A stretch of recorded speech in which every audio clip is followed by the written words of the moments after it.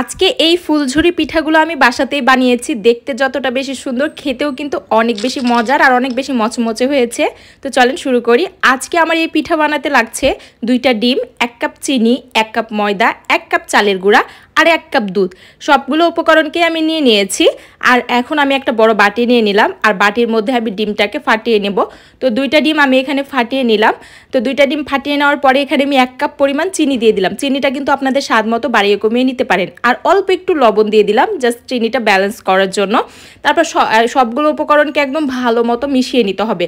মানে এক কথায় চিনি আর ডিমটাকে একদম ভালো মতো মিশিয়ে নিতে হবে। চিনিটা যখন একদম ভালো মতো গলে আসবে, ঠিক ওই সময় আমি দিয়ে দিলাম এখানে 1 কাপ ময়দা।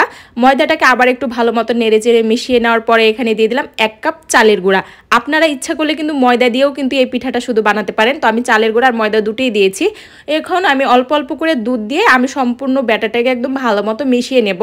তো আমি এখন আটাটার সাথে অল্প অল্প করে দুধ দিচ্ছি আর এই ব্যাটারটার সাথে মিশিয়ে নিচ্ছি। আপনারা চাইলে কিন্তু এখানে পানিও ব্যবহার করতে পারেন, মানে পানি দিয়েও কিন্তু ব্যাটারটা তৈরি করে নিতে পারেন। কিন্তু দুধ দিলে হয় কি, খেতে একটু বেশি ভালো লাগে। তো আমি এখানে দুধ দিয়ে ব্যাটারটা তৈরি করে নিলাম। তো আমি এখন ভালো মতো নেড়ে চেড়ে দুধটাকে আটাটার সাথে ভালো মতো মিশিয়ে নিয়েছি।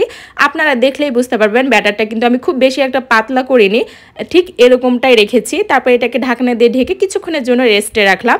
তারপর দেখেন ঠিক এরকম হয়েছে। আর একটু ইচ্ছা করলে আপনি আর একটু বেশি পানি দিয়ে এটা পাতলা করতে পারেন, কিন্তু খুব বেশি পাতলা করবেন না। তারপর এখানে আমি চুলায় একটা প্যানে তেল বসিয়ে দিয়েছি আর এরকম একটা ছাঁচ নিয়েছি আমি। এই ছাঁচটা কিন্তু আমি 20 টাকা দিয়ে কিনে নিয়েছি। তো এই ছাঁচটাকে আমি তেলে দিয়ে দিলাম, গরম তেলে। একদম ভালো মতো যখন ছাঁচটা গরম হয়ে যাবে আর তেলটাও যখন ভালো মতো গরম হয়ে যাবে, তখন সেই ব্যাটারে ডুবিয়ে হালকা করে ডুবিয়ে নিব। পুরোটাই কিন্তু ডুবানো যাবে না, হালকা একটু ডুবিয়ে জাস্ট কিছুক্ষণ এখানে রেখে হাত দিয়ে একটু ঝাঁকানি দিলে এটা খুলে আসবে। তো এভাবে আমি সবগুলো পিঠা বানিয়ে নিচ্ছি। আপনাদেরকে খুব ক্লোজ করে আমি দেখাচ্ছি, মানে বুঝিয়ে দিচ্ছি যে কীভাবে পিঠাটা বানাবেন।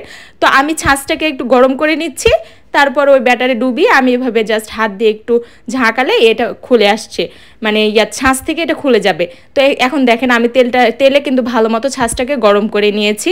তারপর ব্যাটারে হালকাভাবে ডুবিয়েছি। পুরোটাই কিন্তু ডুবাবেন না, হালকা একটু ডুবাবেন। পুরোটাই ডুবালে কিন্তু পিঠাটা একদমই খুলবে না ছাঁচ থেকে।